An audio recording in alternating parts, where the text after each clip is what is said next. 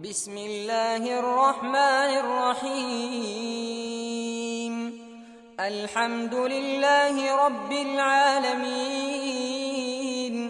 الرحمن الرحيم مالك يوم الدين إياك نعبد وإياك نستعين اهدنا الصراط المستقيم صراط الذين أنعمت عليهم غير المغضوب عليهم ولا الضالين.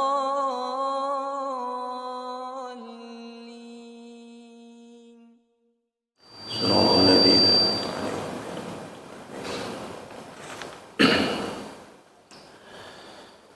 Bismillahirrahmanirrahim. Kita lanjutkan. Terakhir kita sampai pada ayat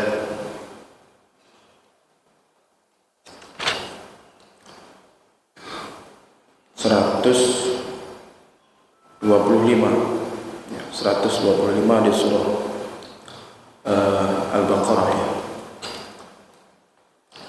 Sedikit kita ulang ya, 125 itu Bismillahirrahmanirrahim. Wa idh ja'alna al-baita mathabatan lin-nas. Ya, ini cerita tentang Baitullah atau Baitul Haram ya. Mathabatan lin-nas ay marja'an lahum. Ya, jadi sebagai tempat kembalinya manusia. Ya, wa amna ay mawdi'u amnin. Jadi tempat kita menuju ya atau kiblat kita dalam beribadah, wa amnan, dan tempat yang aman ya, yang aman. Nah, kemudian Allah juga katakan di 125 wattakhidhu min maqami Ibrahim musalla.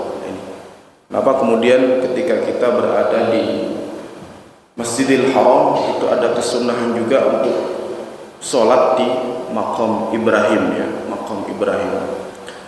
Nah, di sini diriwayatkan dari Sa'id bin Jubair dari Ibnu Abbas anna Ibrahim kana yabni al-baita.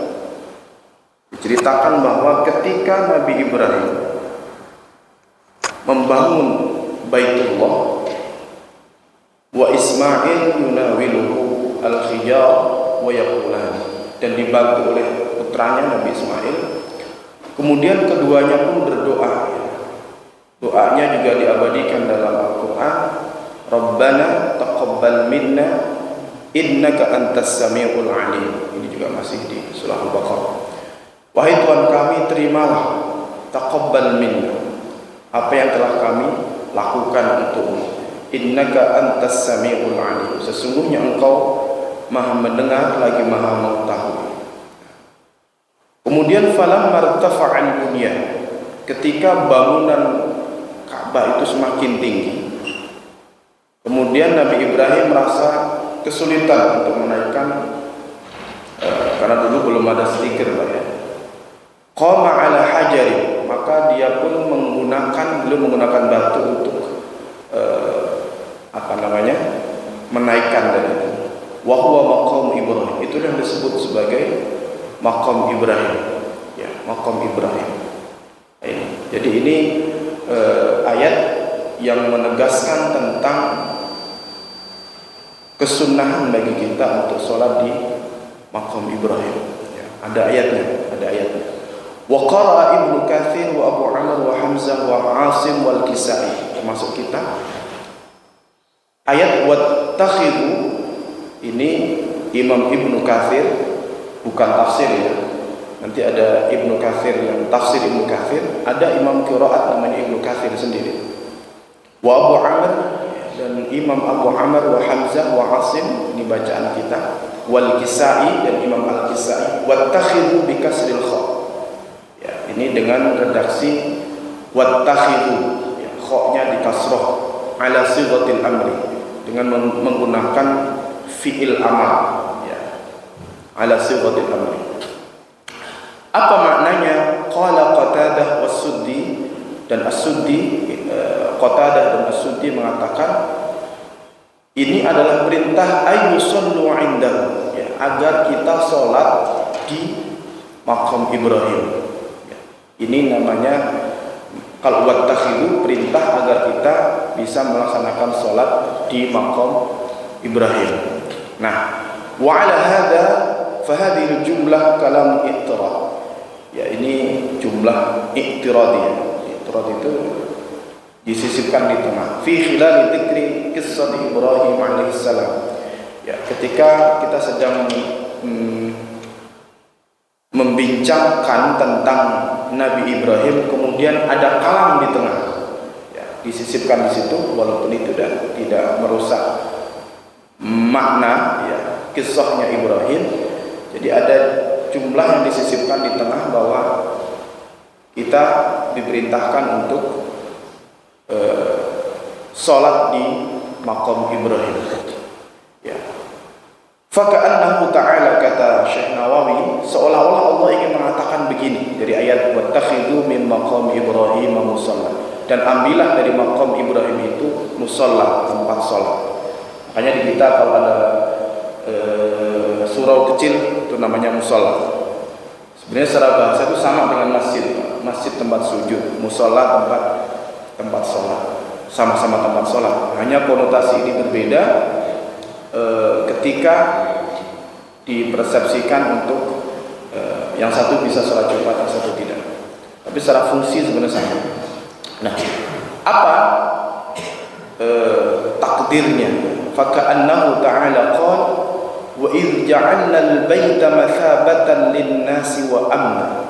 Dan ingatlah ketika kami jadikan Baitullah itu mathabatan lin-nas, ay marja'an, tempat kembalinya manusia, wa amna, dan tempat yang aman. Wattakhidhu antum ya Muhammad. Nah, itu takdirnya di situ. Maka jadikanlah wahai Muhammad, ya, wahai ya umat Muhammad. Jadi Allah menyuruh agar Nabi dan umatnya ini menjadikan maqam mim maqam Ibrahim musalla. Ya. Maqam Ibrahim itu sebagai bagian dari tempat sholat. Wa taqdir anna lamma syarafnahu wasafnahu biqawlihi mathabatan lin-nasi wa amna fattakhidhuhu qiblatan li anfusikum. Takdirnya seperti ini. Jadi sebagaimana kami muliakan, kami pilih, ya, Baitullah itu sebagai marja'an wa amnan, dan tempat yang aman. Nanti dimaksud aman itu tafsirnya kemarin sudah, ya. Jadi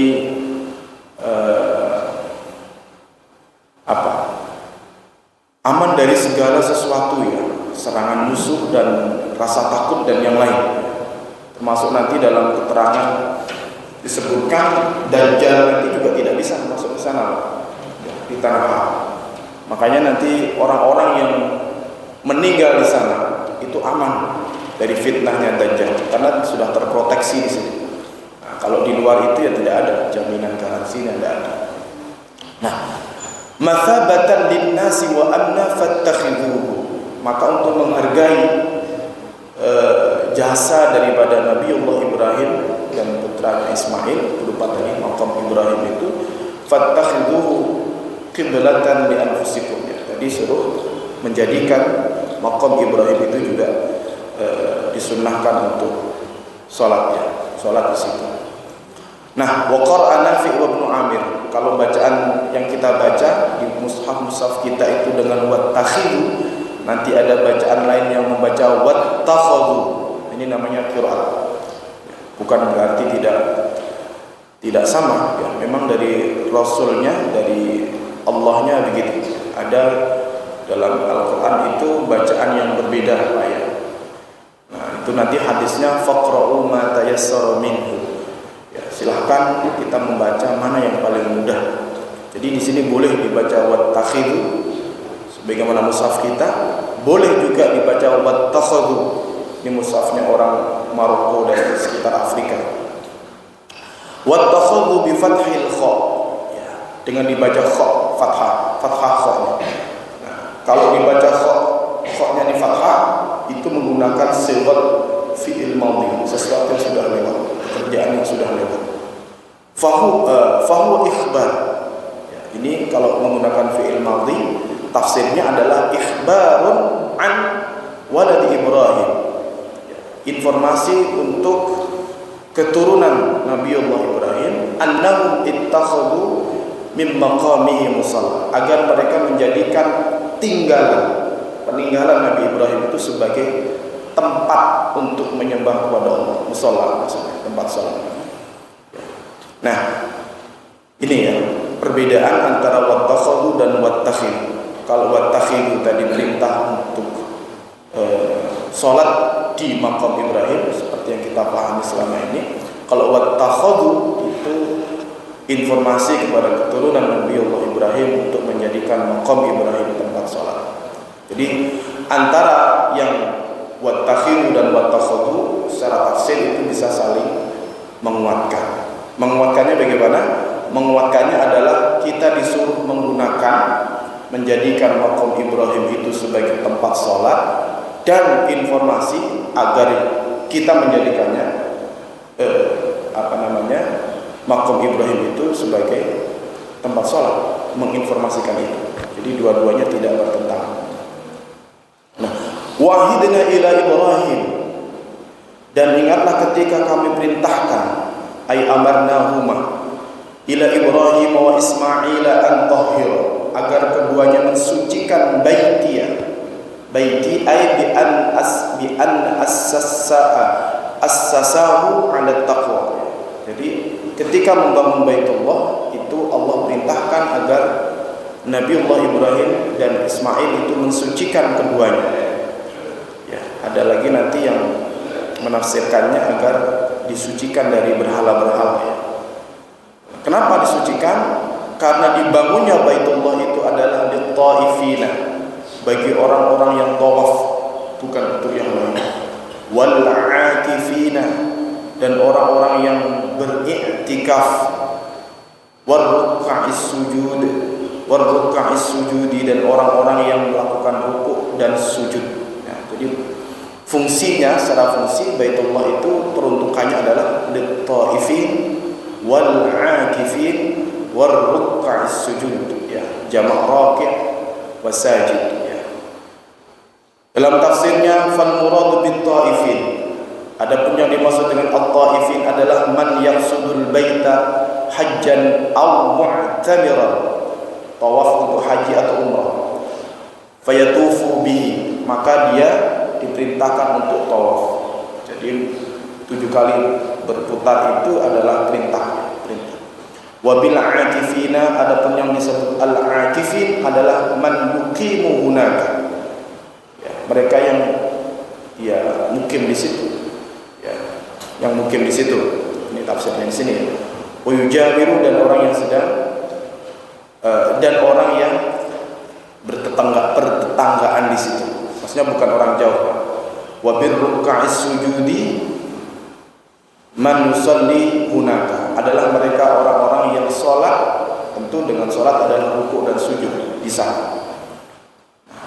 Kemudian Imam Atha qala fa idza kana syakhsu ta'ifan fahuwa minat ta'ifin. Beliau mengatakan kalau seseorang itu sedang tawaf maka disebut sebagai at-ta'ifin. Wa idza kana jalisan, berarti kalau dia hanya duduk saja, tadi muter mengelilingi Ka'bah namanya disebut tawaf. Kalau duduk doang namanya al-'akifin. Wa idza kana musalliyan, kalau orang itu sedang melakukan salat, fahuwa minat ruka'is sujud. Maka itulah yang disebut sebagai ar-ruka'is sujud. Nah, summa idza fassarna at-ta'ifina bil ghuraba, fa hina idzin tadullu 'ala al-ayah anna at-tawaf lil ghuraba afdalu min as-shalah. Ini penjelasan selanjutnya dari kata at-ta'ifin, ya, ini juga menunjukkan bahwa tawaf bagi orang-orang asing, maksudnya kayak kita kalau ke sana itu kan statusnya bukan mukim, pendatang. pendatang. Maka anna tawaf lil ghuraba afdal. Kalau bagi kita yang jauh, maka yang diutamakan adalah tawafnya kalau ke Baitullah daripada sholat. Tapi kalau orang sana, sholatnya daripada tawaf, gitu. Jadi kalau misalkan ada yang mukimnya di sana, gitu ya, terangannya di sini, itu kesunahannya justru suruh sholat. Tapi bagi kita yang jauh, ya, apalagi yang waiting list hajinya lama, ya sunnahnya tawaf.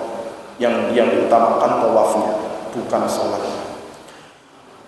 Rawahan Ibnu Abbas dan Mujahid wa 'atha anna tawafa li ahli al-Ansar. Ini sama. Menurut pendapat Ibnu Abbas, Mujahid, wa 'atha dan Imam 'atha, ini mengatakan bahwa tawaf bagi orang-orang non-Arab, ya, non Baitullah, maksudnya bukan orang asli sana, itu afdal, lebih diutamakan. Sementara li ahli Makkah, berarti orang Mekah dan non-Mekah. Sementara bagi orang-orang Mekah, afdolnya sholat, bukan tawaf. Kalau kita, afdolnya tawaf, bukan sholat. Bukan sholatnya maksudnya. Bukan sholatnya. Jadi ini penjelasan dari ayat 125. Kemudian wa id qala Ibrahim, dan ingatlah ketika Ibrahim berdoa kepada Tuhannya, Rabbi ya Tuhanku, ij'al hadza, jadikanlah al-haram, ya, al-haram, Masjidil Haram itu tanah haram, ya, ada batas-batas, baladan amina, negara yang aman. Jadi kalau sementara ini atau selama ini kita mendapatkan informasi bahwa salah satu tempat yang aman di muka bumi itu adalah Mekah atau Baitul Haram. Jadi Mekah tidak keseluruhan, yang batas tanah haram. Ya, mungkin Bapak yang pernah ke sana akan melihat ada plaknya, batas tanah haram. Itu nanti beda, ya, ketika kita masuk ke tanah haram dan di luar tanah haram. Itu ada konsekuensinya. Wa idh qala Ibrahim rabbi ja'al hadza baladan amina. Ini doanya Nabi Ibrahim, ya Allah, jadikanlah haram, tanah haram ini adalah negara yang aman, ya. Tidak hanya itu, warzuq ahlahu, dan berilah rizki penduduknya, minas thamarati, dari berbagai macam buah-buahan. Makanya meskipun di sana tandus, mau nyari buah apa aja ada, yaitu ada yang menafsirkan karena doanya Nabi Ibrahim, ya, apa saja, walaupun nanti sumbernya sebagian dari luar. Bahkan kalau beli tasbih atau apa lagi, kadang juga dari Indonesia, ya, mereknya. Yang jelas itu tadi, warzuq ahlahu minas thamar, ya. Warzuq ahlahu minas thamar man amana minhum billah, bagi mereka yang beriman kepada Allah, wal yaumil akhir, ya, dan hari akhir, ya, dan hari akhir. Jadi sudah didoakan Nabi Ibrahim jauh-jauh hari sebelum Rasulullah SAW diutus ke sana.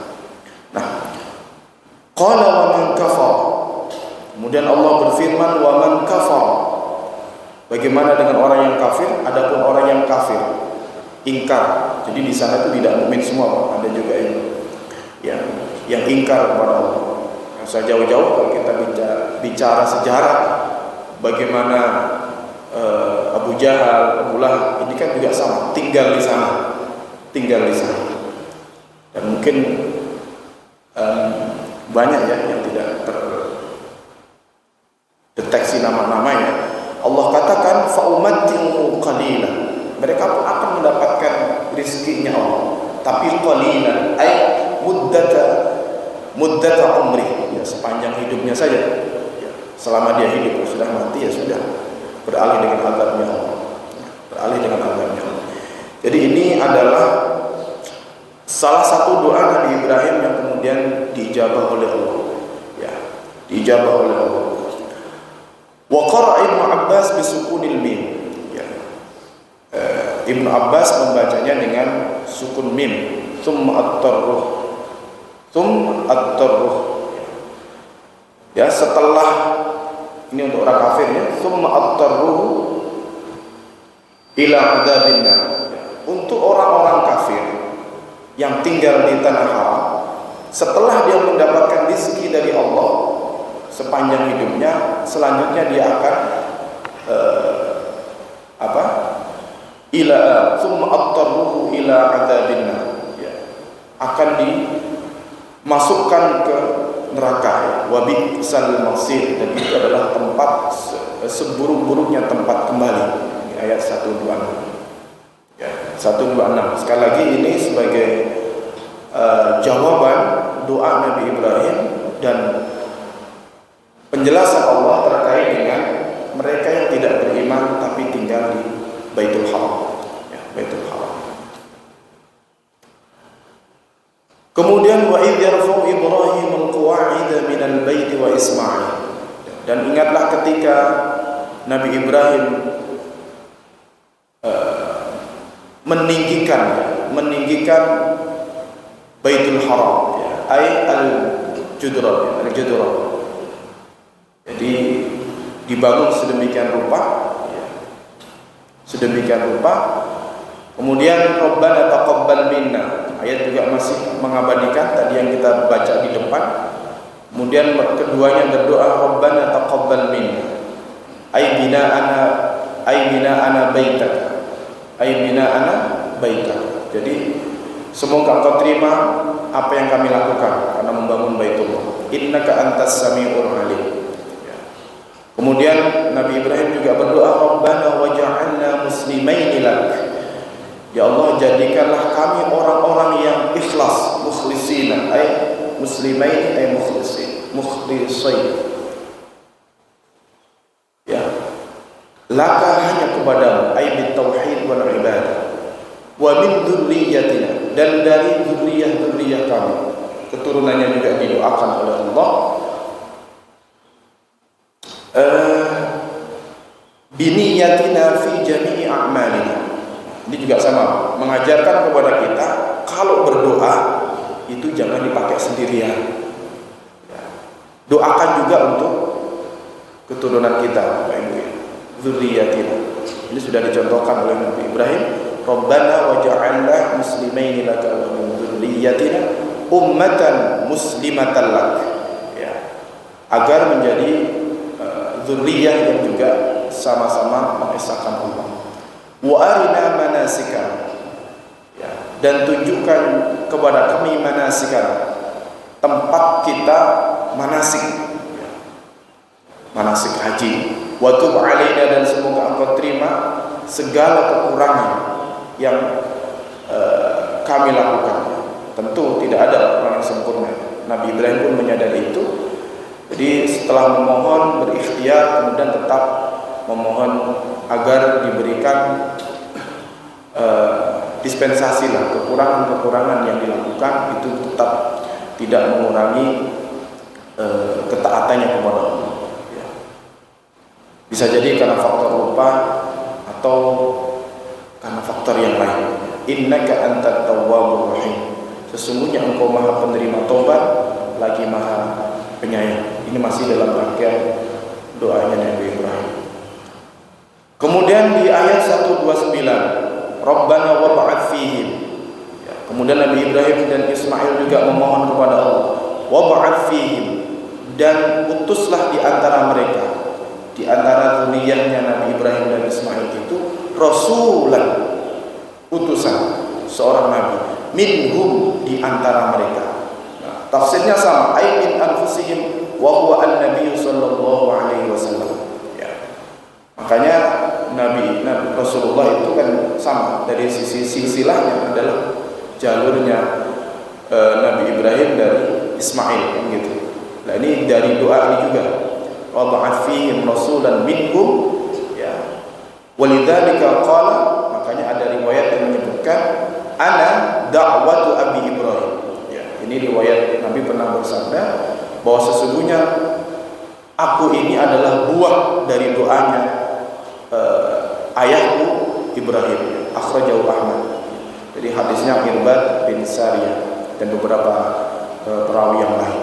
Ini cocok dengan apa yang difirmankan di 129. Wa yu'allimuhu rasulan minhum yatlu alaihim ayatika, di mana zurriyahku, maksudnya keturunan Nabi Ibrahim itu akan membacakan kepada mereka ayat-ayat engkau, maksudnya firman Allah yang di dalamnya mengajarkan tentang keimanan, wa yu'allimuhumul kitab, dan mengajarkan al-kitab, ay ya'muruhum bitilawatil kitab.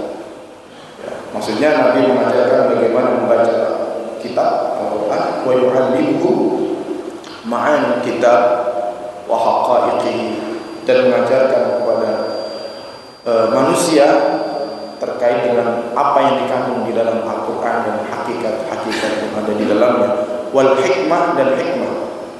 Hikmah di sini qala Asy-Syafi'i, kata Imam Asy-Syafi'i, maksudnya adalah sunnatur Rasulullah sallallahu alaihi wasallam. Jadi mengajarkan Al-Quran dan mengajarkan sunnah.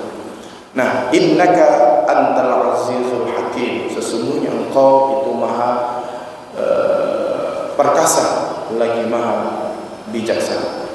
Jadi ini adalah doa-doa Nabi Ibrahim yang dipanjatkan ketika beliau dan putranya Ismail membangun Ka'bah atau Baitullah, yang kemudian membuahkan hasil ya, seperti yang kita lihat sekarang, bagaimana sampai detik ini ya, Baitullah itu tidak pernah sepi.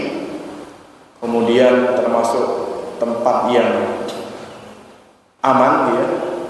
Kemudian terkait dengan tadi warzuq ahlahu minas samarat juga bisa kita lihat, walaupun tidak ada pohon-pohonan tapi buah apapun di sana juga ada, dan yang lain-lain. Makanya sering dipersepsikan apa yang terjadi di sana itu adalah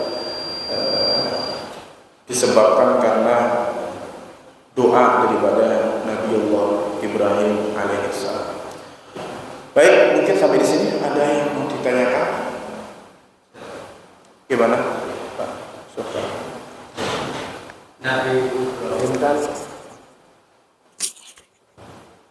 Nabi Ibrahim itu kan Khalilullah, sayangannya Allah. Terus titik temu dari 3 agama besar, Yahudi, Nasrani, sama Islam. Pertanyaannya, apakah pemahaman Nasrani maupun Yahudi terhadap milah Ibrahim itu sama dengan pemahaman kita Islam? Artinya mereka juga memandang Nabi Ibrahim itu bapak tauhid gitu ya. Agamanya juga artinya Tuhannya cuma satu gitu. Itu Ustaz.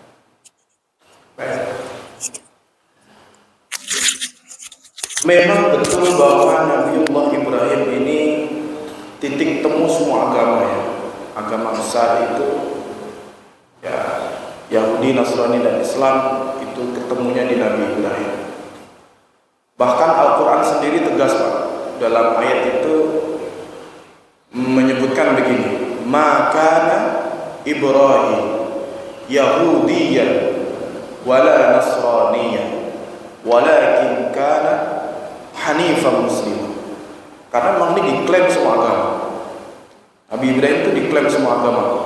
Maka Al-Quran perlu memberikan klarifikasi di situ, bahwa meskipun secara kronologis kelahiran Nabi Ibrahim itu jauh sebelum Rasulullah ya, sebelum Rasulullah, tetapi secara ideologinya bukan terafiliasi ke situ. Ya, makanya Al-Quran mengatakan Ibrahim itu bukan Yahudi, Ibrahim itu bukan Nasrani, tapi kana hanifan, ya, hanifan musliman. Ya, kana hanif. Hanif itu agama yang lurus. Ya, istilah Islam itu kan baru di Nabi Muhammad. Ya, jadi sebelum Rasulullah, ya kayak Nabiullah Adam, itu semua kan Al-Hanif semua, atau biasanya kita kenal dengan istilah agama tauhid ya, monoteisme semua. Ya tadi itu karena setelah Nabi wafat kan biasa sudah terjadi distorsi di mana-mana. Nah, termasuk Nabi Ibrahim sebenarnya sama ajarannya. Ketika beliau wafat, yang terjadi adalah sebaliknya. Makanya ada kemudian klaim-klaim bahkan di era sekarang ya, millah Ibrahim, pernah dengar ya? Ada millah Ibrahim. Pengennya mengembalikan millahnya Ibrahim, tapi ternyata keluar dari jalur ya yang dipilih ya. Nah, ini salah satu rekaman Al-Quran ya, bahwa tidak mungkin Rasulullah tahu seperti ini, tidak mungkin. Ini membuktikan bahwa memang Al-Quran itu firman Allah. Seperti dalam ayat sebelumnya ya, bagaimana orang-orang Yahudi itu banyak bertanya itu dalam konteks klarifikasi. Karena faktanya memang Nabi itu tidak pernah belajar kepada salah satu rahib dari mereka. Tapi informasinya selalu tepat, termasuk ini. Nabi menjelaskan, menyampaikan ayat terkait dengan misalkan dibangunnya Baitullah, ya, terkait dengan dibangunnya Baitullah. Dan ini kan juga sama. Jadi sekali lagi, yang pertama bahwa Nabiullah Ibrahim itu adalah titik temu, ini kan analisis sejarahnya Pak. Kalau secara kronologis memang sebenarnya semua para nabi, tidak hanya Nabi Ibrahim, nabi-nabi yang lain yang selama ini kita pahami sebagai 25 nabi, walaupun nabi dan rasul itu sebenarnya banyak. Tapi yang wajib kita paham, yang kita ketahui 25 itu sama, benang merahnya sama semua. Ya, ini nanti sama dengan riwayat yang menyebutkan bahwa nabi itu ya pelanjut saja, bukan penemu baru, bukan. Karena semua misi risalah kenabian itu grand design-nya sama. Maka Nabi Ibrahim pun sama. Ketika membangun Ka'bah itu yang diminta satu. Ya, satu diantaranya. Tadi kan banyak item-itemnya. Rabbana wa ba'ath fihim rasulan minhum. Kenapa? Beliau menyadari bahwa potensi-potensi kedepannya itu ya selalu akan terjadi. Potensi untuk keluar jalur itu semua memahami itu. Maka meminta dengan sangat kepada Allah agar minta dijadikan salah satu dzurriyyahnya sebagai utusan menjadi rasul. Dan itu diijabah dengan diutusnya Nabi. Nah, nanti dalam penjelasan ayat selanjutnya, ini nanti akan terlegasi, terlembagakan sampai ke kita. Coba Bapak Ibu perhatikan, doa Nabi Ibrahim itu nanti akan diabadikan selain dengan haji dan umroh. Yang pasti kita baca saban hari itu adalah bacaan tahiyat. Ya, bacaan tahiyat itu nanti dalam tafsirnya adalah salah satu bentuk timbal balik. Ya, timbal balik yang kemudian dilembagakan dalam syariat. Dan itu Allah yang memerintahkan. Tahiyat itu tidak sah kalau Bapak tidak baca salawat ya wa ala ali Ibrahim. Persoalan Sayyidina itu sendiri tidak masuk substansi, tetapi poinnya adalah kama shallaita ala Ibrahim wa ala ali Ibrahim. Masih terkoneksi. Satu itu. Yang kedua, nanti ada ayat 2 di dalam Al-Quran, hanya 2 saja yang disebut sebagai uswah. Mungkin pernah saya sampaikan ya. Yang satu terkait dengan Nabi, laqad kana lakum fi Rasulillahi uswah. Nah, nanti ada ayat di juz 28 kalau saya tidak salah. Ya, itu juga sama, berbicara tentang Nabi Ibrahim uswah. Jadi yang 2 ini Pak bisa diuswah. Kita tidak akan menemukan ada Nabi dan Rasul yang lain yang disebut sebagai uswah kecuali 2 ini. Dan sampai sekarang kita baca, kita tidak sah. Misalkan kok tahiyat tidak baca wa ala ali Ibrahim, kama shallaita ala Ibrahim, enggak sah. Tahiyat kita enggak sah. Nah, ini sebagai bentuk tadi timbal baliknya. Karena dulu Nabi Ibrahim sudah mendoakan, maka umatnya Nabi Muhammad pun balik mendoakan. Gitu. Jadi ada feedback. Nah, terkait dengan pertanyaan bagaimana orang Yahudi dan Nasrani memosisikan Nabi Ibrahim, apakah sama? Itu sama jawabannya dengan tadi millah Ibrahim. Karena sebenarnya kalau benar, maka titik temunya akan benar. Kalau memang keyakinan itu betul, semuanya akan sama.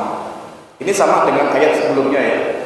Ya, innal ladzina amanu wal ladzina hadu wan nasara man amana billahi wal yaumil akhir. Itu kan sama sebenarnya.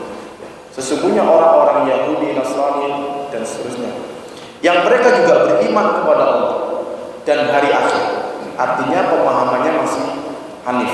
Itu nanti sama Pak, statusnya dengan kita yang muslim. Jadi muslim tidak semata-mata mereka yang milahnya pengikut Nabi Muhammad, tetapi juga pengikut para nabi dan rasul sebelumnya, selama belum terdistorsi dengan yang lain. Tapi kalau sudah ditambah-tambahkan yang di luar jalur, ya itu nanti tidak masuk ke situ. Ya, tidak masuk ke situ.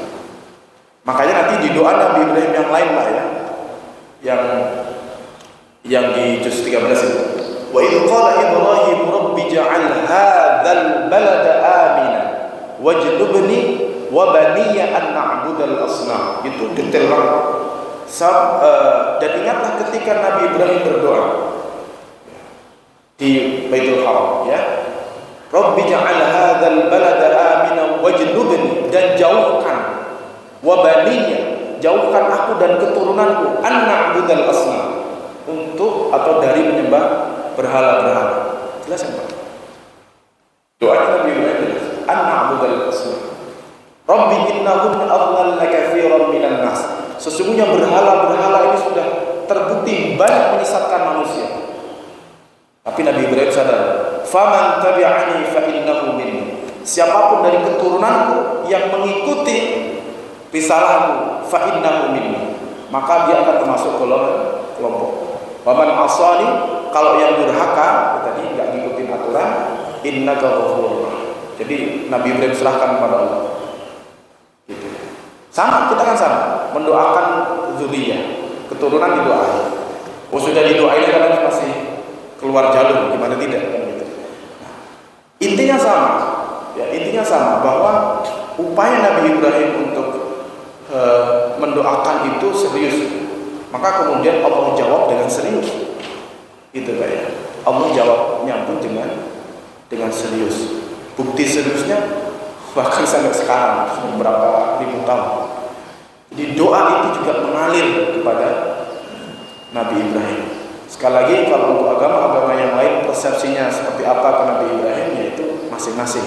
Yang jelas Al-Quran menegaskan maka Ibrahim Yahudiyan wala Nasraniyan walakin kana hanifan musliman. Clear. Gitu ya. Selesai di situ. Oke, yang lain mungkin? Gimana? Waalaikumsalam. Kedengeran?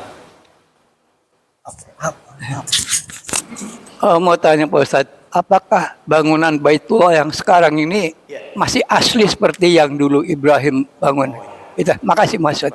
Assalamualaikum. Oke, apakah bangunan Baitullah yang sekarang itu persis yang dibangun Nabi Ibrahim? Jawabannya tidak. Yang asli adalah Hajar Aswadnya.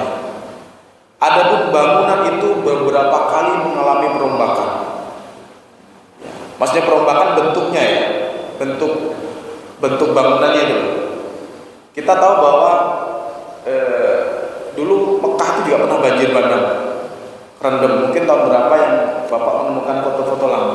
Jadi beberapa kali itu direnov ulang. Ya tapi tetap pondasinya tetap. Ya. Tapi kalau yang Bapak maksud adalah apakah persis seperti Nabi Ibrahim dulu? Enggak.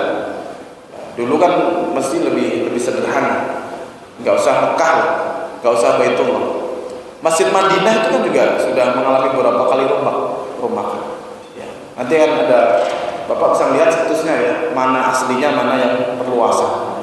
Ya. Intinya bahwa yang menjadi titik sentral di Baitullah itu posisi Hajar Aswadnya itu, ya, sama pondasinya. Itu yang asli pondasinya. Ya, yang asli pondasinya. Maka termasuk makom Ibrahim itu kan yang di sekarang udah didesain sedemikian rumah. Jadi kalau bentuk aslinya tidak seperti itu. Tidak seperti itu, sudah mengalami beberapa kali perombakan dalam misalnya kayak gini. Kayak masjid ini bikinnya awal begini. kemudian nanti dirombak mau dinaikin, kan tetap ada pondasinya, tetap itu. Tapi bukan berarti kemudian langsung jadi seperti itu kan, tidak. Gitu Pak ya. Jadi pondasinya yang asli. Makanya waktu di zaman Rasulullah waktu meletakkan Hajar Aswad itu, yaitu yang tetap posisi yang stay, yang settle yang situ ya. Adapun bangunan-bangunan yang lain itu mengalami perkembangan. Gitu.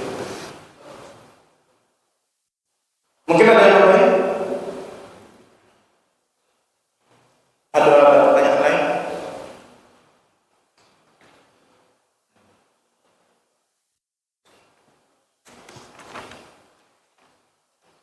Ada?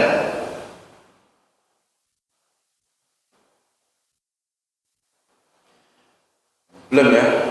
Kalau belum ada, ini ada catatan menarik dari Syekh Nawawi.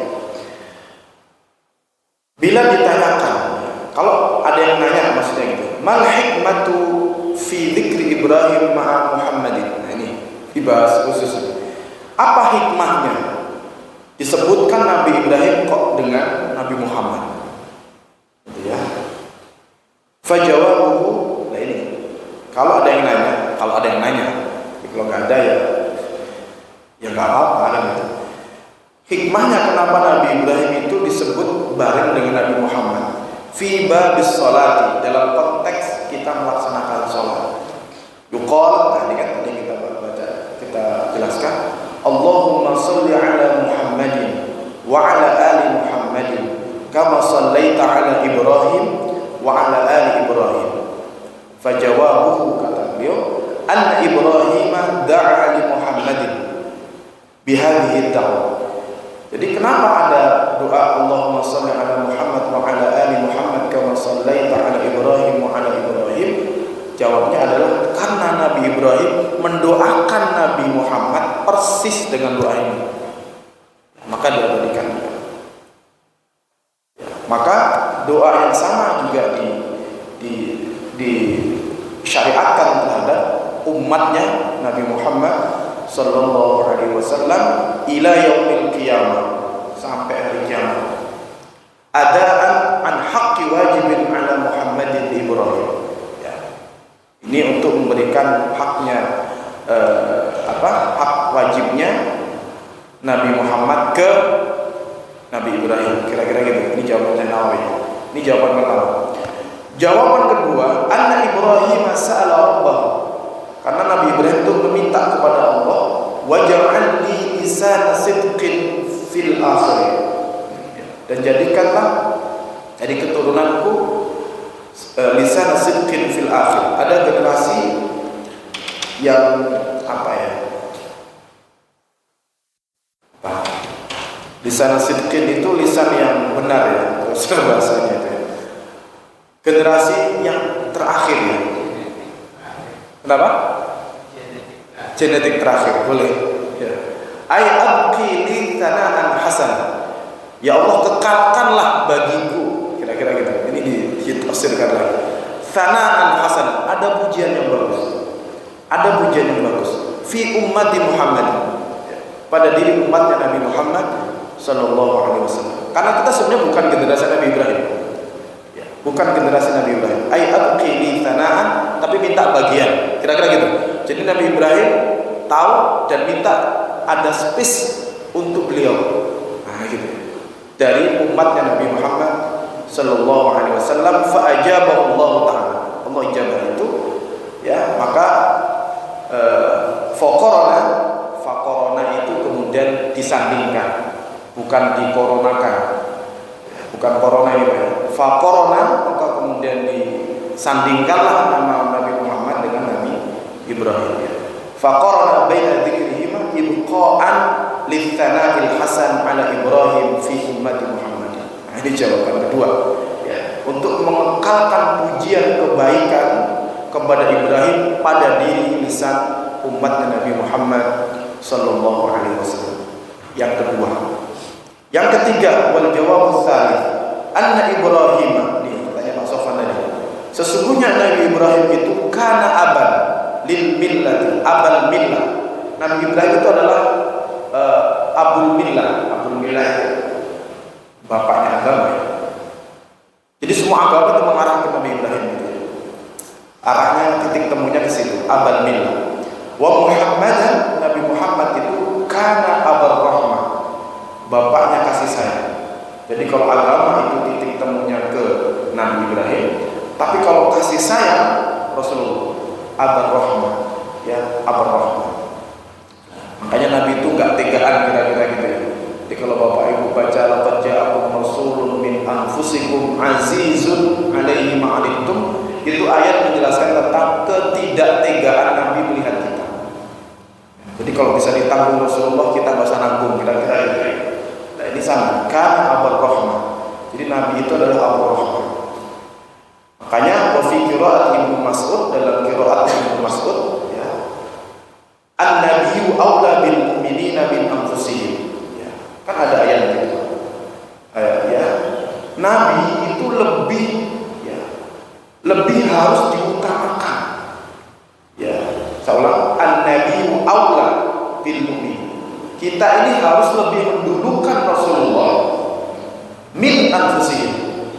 Jangankan daripada orang tua, daripada diri kita pun harus kita kalahkan dengan Rasulullah.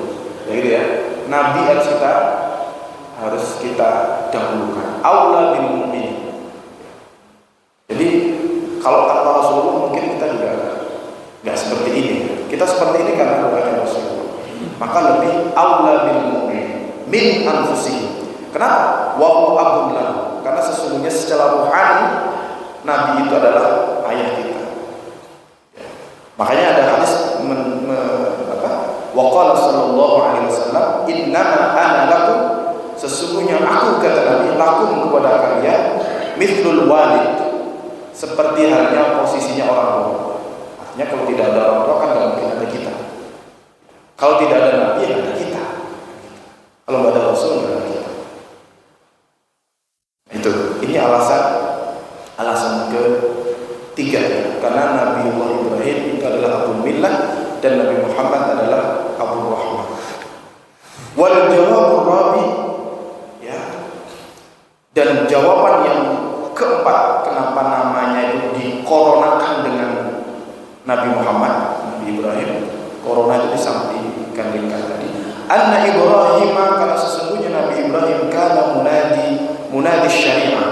Jadi yang pemanggil syariat itu adalah Nabi Ibrahim fil haji, dalam hal ibadah haji.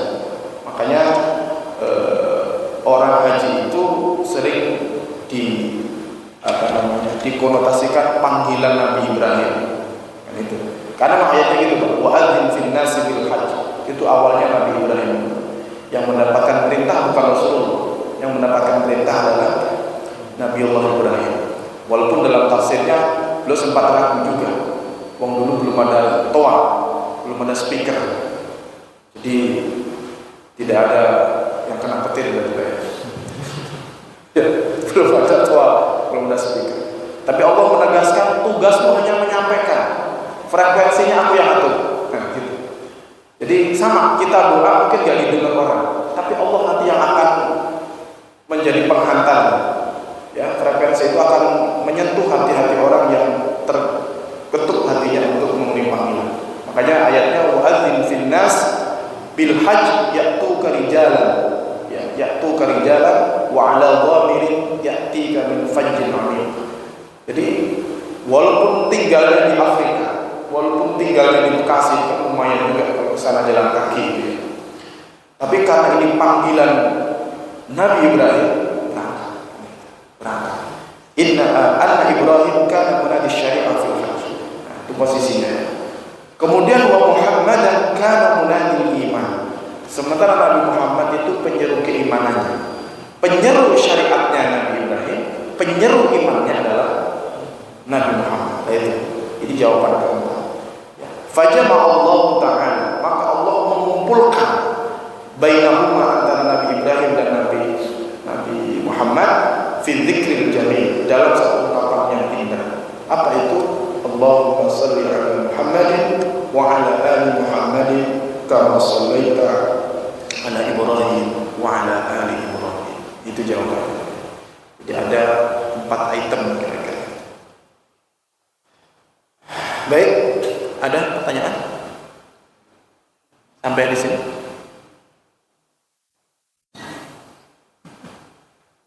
Nggak ada sarapan lagi ya Pak? Berarti bisa setengah setuju. Silakan.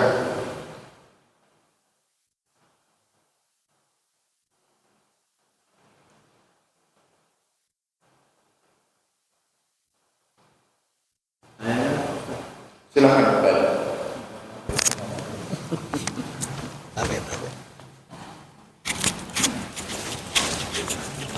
Assalamualaikum warahmatullahi wabarakatuh. Ini pertanyaan ini agak nyantri dikit nih. Ini soal ayat 125 tadi Ustaz. Satu kata itu. Itakhidhu. Ya. Kalau dalam teks yang ada di kita Al-Quran itu, fatakhidhu tadi itu kan. Fatakhidhu. Sigatnya fil amr. Berarti perintah sebenarnya. Perintah. Kalau ittakhadhu sigatnya fil madi. Menceritakan bahwa mereka menjadikan makam Ibrahim sebagai musalla. Mereka itu penjelasan Pak Ustaz tadi adalah Bani Ibrahim lah. Ya, sekitar itu. Nah, kalau kita kaitkan kaidah al-aslu fil amri al-wujub dan dikaitkan dengan realitas sekarang dan apresiasi kita terhadap maqam Ibrahim itu yang statusnya adalah sunnah, sholat di situ, bukan wajib. Gimana penjelasannya, Pak Ustadz? Baik. Sekian. Betul tadi ya, kata wattakhidhu itu bisa dibaca wattakhadhu. Yang tidak boleh wattakhudhu. Wattakhudhu tidak boleh. Enggak ada qiraatnya. Qiraatnya dulu. Wattakhidhu dan wattakhadhu. Ya, kalau wattakhidhu itu perintah, kalau wattakhadhu itu ikhbar. Nah, pertanyaannya Pak Haji Taqi, kan ada kaidah al-aslu fil amr al-wujub. Ya. Ini gimana? Tapi ternyata kan sunnah. Begitu ya. Jadi nanti kita bisa mendudukkannya ya. Kalau memang al-aslu itu kan harus ada selama tidak ada dalil. Ya. Kalau nanti ada dalil yang mengharuskan atau mendudukkan itu tidak lagi wajib, maka posisinya akan berubah. Ya, illa ma alaihi dalil, kira-kira gitu ya. Kecuali ada dalil, Jadi tidak bisa kemudian kita fahami semuanya bahwa al-aslu fil amri al-wujub misalkan. Jadi kaidah-kaidah usul seperti ini, ya ini kan ini pentingnya kita ngaji. Ya agar kita juga tidak salah dalam mengambil ayat. Karena banyak sekali nanti amar di dalam Al-Qur'an. Tidak hanya amar tentang wattakhidhu min maqami Ibrahim musalla. Nah, ayat tentang perintah salat ini juga aqimus salat. Aqimus salat. Nah, ayat ini kan juga. Loh iya. Faqihu kan juga amar juga. Tapi kan ternyata enggak. Hukum nikah itu kan asalnya adalah sunnah. Bahkan bisa berubah menjadi haram. Kan gitu. Nah, nanti perubahan-perubahan ini ya, nanti kalau dalam kaidahnya ya akan mengalami perputaran. Jadi kaidahnya al-hukmu yaduru ma'a illati. Nanti lihat ilatnya apa. Gitu ya, ilatnya apa. Jadi kalau kembali ke tentang ayat wattakhidhu min maqami Ibrahim musalla, ya karena ternyata dalam proses manasiknya ini tidak untuk di maqam Ibrahim ya maksudnya, tidak masuk pada yang wajib. Tetapi dalam konteks tawafnya nggak bisa kita tinggal. Nah gitu. Kenapa? Dalilnya ada. Dalilnya kuat kalau ini. Jadi kalau misalnya kelupaan, ya nggak sah hajinya, berarti sudah daftar lagi. Kalau misalkan waiting listnya sekarang kasih 30 tahun ya nggak tahu bisa berangkat gitu. Begitu. Makanya harus dipahami betul ya masalah manasik itu agar kita tidak salah. Terlebih misalkan tadi kita pengennya kalau ngambil apa-apa langsung dari Quran. Di Quran. Padahal dalam Quran itu nanti ada tidak semua amar ya. Tapi tidak semua amar itu berarti wajib. Dilihat dulu. Kalau semua amar wajib banyak. Bukan semua. Iya. Tapi maka Lah iya makanya. Kalau semua amar wajib berarti urusannya. Lah nanti yang ngerti ya ini yang ahli ilmi. Makanya pertama kali menjelaskan kaidah-kaidah begini itu Imam Syafi'i. Ya, kalau Bapak Ibu nanti ingin melihat seperti apa penjelasan pertama ya, dalam dunia Islam terkait dengan jurisprudensi ya istilahnya. Bagaimana menjelaskan ayat-ayat itu. Imam Syafi'i yang ada kitab namanya Ar-Risalah. Itu awalnya juga beliau menjawab pertanyaan saja. Ya sama kayak pertanyaan Mbak tadi. Ini Al-Quran kan global sekali. Ada yang amar itu perintah. Ada yang nahi, itu larangan. Ada yang umum, global. Ada yang khusus, kayak perintah kuasa. Ya ayyuhalladzina amanu itu khusus. Kalau ya ayyuhannas itu kan umum dan seterusnya. Ini gimana? Kita ini kan pemahamannya juga cetek gitu ya. Kalaupun kita bisa paham kadang pakai terjemahan. Sudah berapa kali terdistorsi itu makna. Maka belum menjawab soal itu. Itu yang nanya Gubernur Al-Mahdi. Beliau mengambil muridnya, sini tuliskan surat balasan saya. Uktub Ar-Risalah. Judulnya Ar-Risalah doang. Tebelnya segini. Kalau dicetak sekarang. Itu hanya menjelaskan bagaimana memahami Al-Quran. Al-Quran nggak bisa dipukul rata. Ada yang umum, ada yang khusus, ada yang amar. Amar nanti ada klasifikasinya. Ini tentang apa? Dalilnya mana? Kaitannya ini dengan mana? Korelasinya. Terus kemudian interkoneksinya. Jadi tidak sesederhana kalau kemudian amar itu pasti wajib. Ada juga nanti yang al-ibah, al-aslu, al-ibah, fil syai' al-ibah. Itu kaidah-kaidah itu kaidah-kaidah dapur ya. Jadi yang namanya jurisprudensi Islam. Yang ngerti ini biasanya adalah orang-orang yang memang ar-rasikhuna fil ilm. Kalau kita ini kan hanya pembaca saja. Kita ini sudah produk jadi. Yang kita baca, terutama di kitab-kitab fikih itu sudah kelar semua. Sudah melalui proses dimasak oleh koki yang ahli. Ya, jadi bukan kita masak sendiri. Ya, kalau kita masak sendiri ya puyeng. Kenapa? Tidak punya kualifikasi. Ya, nggak punya kualifikasi. Contoh tidak punya kualifikasi tadi. Kalau semua amar kita jadikan wajib, yang ini akan tabrakan sana sini. Kita tidak tahu ayat ini nanti ada hubungan dengan ayat yang mana, ada hubungan dengan hadis yang mana. Lah ini kan perlu pengetahuan. Kita ini yang kita tahu hanya satu saja kan, innamal a'malu binniyat. Itu saja yang kita tahu. Itu yang kadang menjadi masalah. Itulah kenapa kemudian banyak pendapat ya. Banyak pendapat yang selama kita mengacu pada pendapat-pendapat yang muktabar, kredibel maksudnya, maka aman itu bisa dipakai. Termasuk tadi tentang redaksi sholawat ya. Allahumma sholli ala Muhammadin wa ala ali Muhammadin kama shallaita ala Ibrahim wa ala ali Ibrahim. Ya begini saja jika dibahas. Kalau redaksi hadisnya memang tidak ada sayyidina. Ya, tidak ada sayyidina. Jadi Nabi mengajarkannya wa ala ali Muhammad wa ala ali Ibrahim. Tapi nanti Syekh An-Nabhani ada kitabnya, lupa saya namanya. Jadi khusus dia membahas tentang as-siyadah. Ya, bagaimana kita membaca siyadah di depan nama Nabi. Beliau mengambil dalil dari perkataannya beberapa sahabat. Ya memang sahabat tidak semuanya pakai siyadah. Ya. Ada yang berpegang pada tekstual apa yang disabdakan Nabi. Nabi mengajarkan begini. Tapi ada yang lain menambahkan, Nabi diamkan. Nah, jadi di tingkat para sahabat pun sudah terpecah sebenarnya, tapi tidak sampai berantem kayak kita. Di tingkat sahabat itu sudah ada yang membaca Allahumma sholli ala sayyidina, walaupun teks hadisnya tidak ada. Ya, yang lain membaca adanya. Alasannya adalah ketika kita membaca siyadah itu lisurukil adab kita ke Nabi, begitu. Ya masa seperti saya manggil Umar misalnya? Ya enggak. Wong ada ayat la taj'alu du'a ar-rasul. Nah, gitu loh. Dikoneksikan dengan yang lain. Kenapa? Allah merintahkan janganlah kamu jadikan panggilanmu kepada Rasulullah ka du'a ba'dikum ba'dhan. Seperti panggilanmu kepada yang lain. Nah, gitu. Sama, tapi nanti sama. Karena ada teks hadisnya apa adanya begitu. Ya sudah.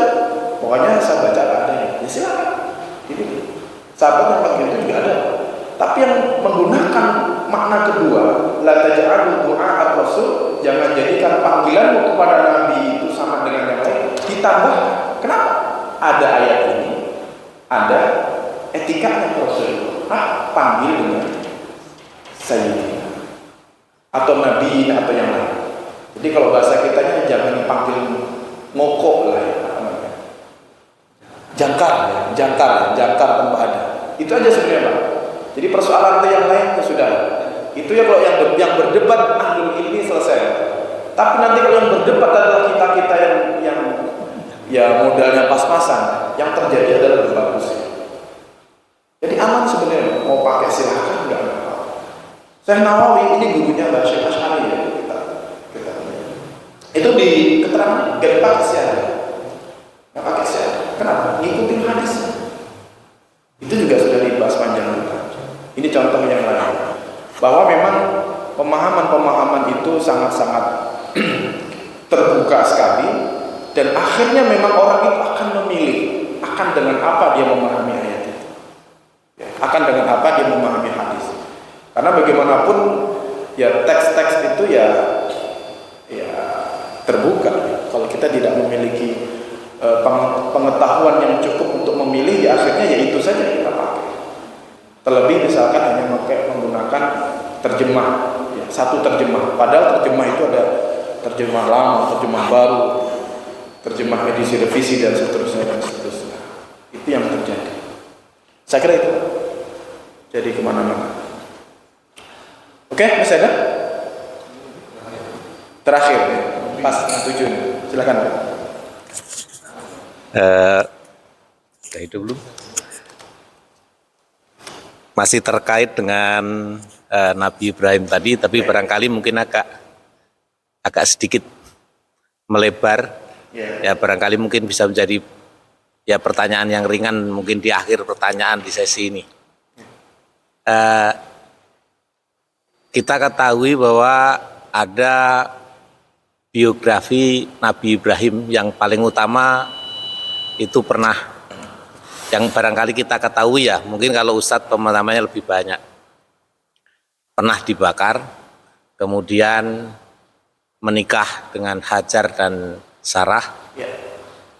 Nah yang kepingin kami ketahui itu apa penyebabnya, kenapa Nabi Ibrahim tersebut itu mengalami peristiwa pembakaran, yang pertama. Yang kedua, selain menikah dengan Sarah dan Hajar yang menurunkan para nabi yang menjadi panutan kiblatnya orang beragama di dunia ini, apakah menikah dengan lain selain kedua ini?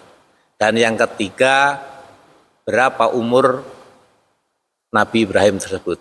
Itu aja Ustadz, makasih.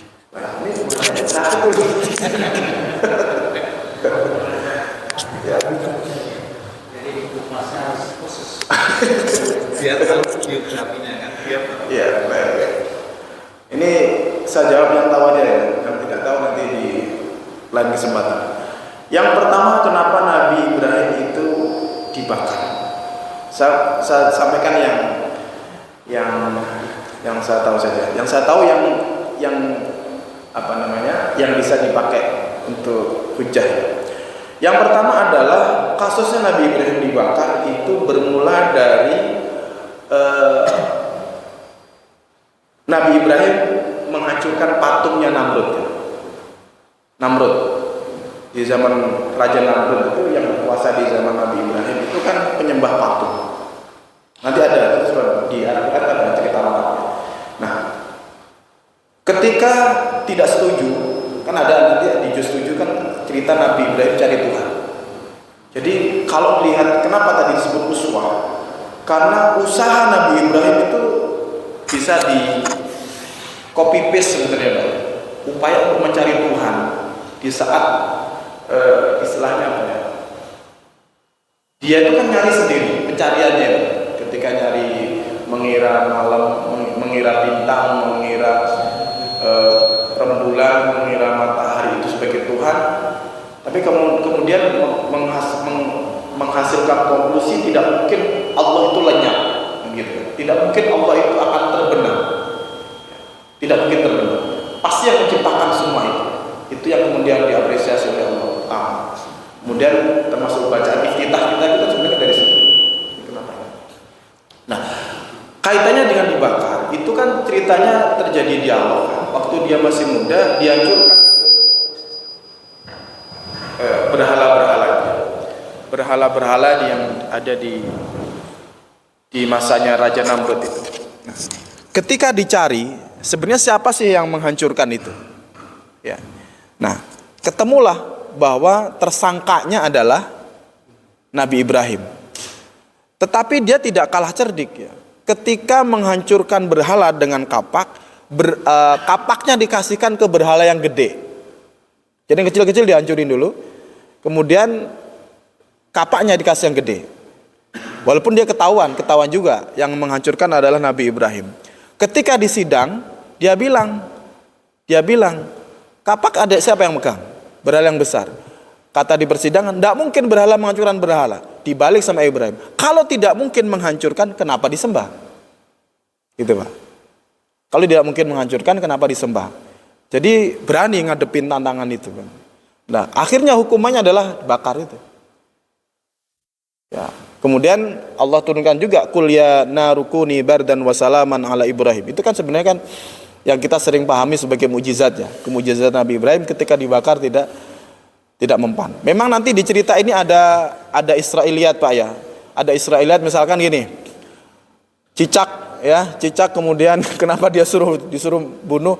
Karena waktu Nabi Ibrahim dibakar termasuk yang niupin api katanya. Lah ini banyak nanti cerita-cerita yang seperti itu. Jadi pokoknya kalau cerita yang disebutkan dalam ayat itu penyebab dibakarnya adalah tadi karena menghancurkan sesembahan patung berhala di waktu itu dan terbukti di pengadilan ya, di pengadilan. Kemudian Allah memberikan mukjizat tadi itu. Ya, itu terkait dengan yang dibakar ya.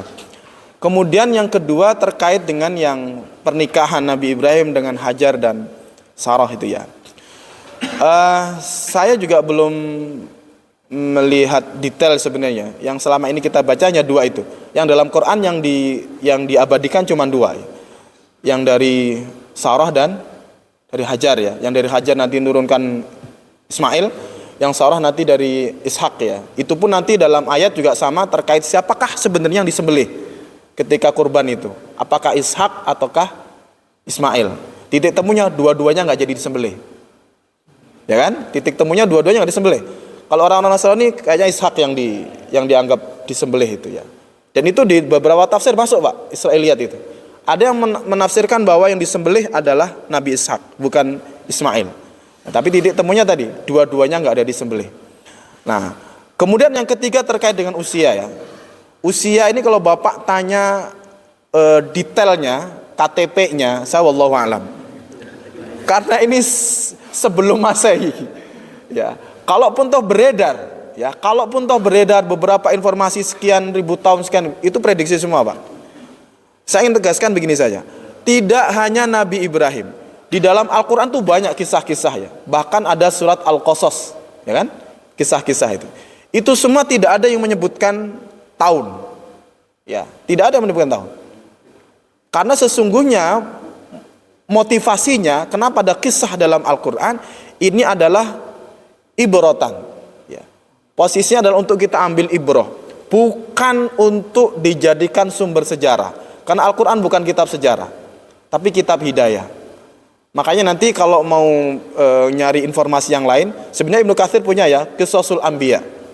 Ya, Qisasul Anbiya. Jadi sudah diperas sedemikian rupa untuk kisah-kisah para nabi. Ya, nanti Bapak bisa baca di situ kalau pengen lihat Karena Ibnu Katsir kan basicnya ahli hadis, agak selektif dalam memberikan catatan-catatan itu. Tapi yang pasti bahwa kepastian tahun, kepastian bulan dan yang lain ini ya wallahu a'lam ya. Jadi hanya prediksi-prediksi sifatnya. Karena sekali lagi Al-Qur'an itu bukan kitab hidayah, bukan kitab fikih juga. Ya. Jadi yang ada di dalamnya adalah yang umum-umum semua itu.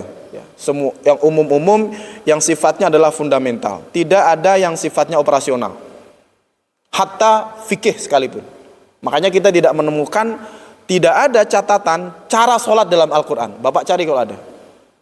Sholat itu harus wudu dulu, harus rukuk sujud, jumlah subuh 2 rakaat, terus nggak ada. Yang ada mantuk doang, atau kata aqimis sholah. 2 kata berarti, aqimis sholah. Itu sangat-sangat umum. Jadi saya kira itu Pak ya. Baik, mungkin itu yang bisa kita sampaikan pada pertemuan kali ini. Kurang lebihnya mohon maaf. Wa'alaikum warahmatullahi wabarakatuh.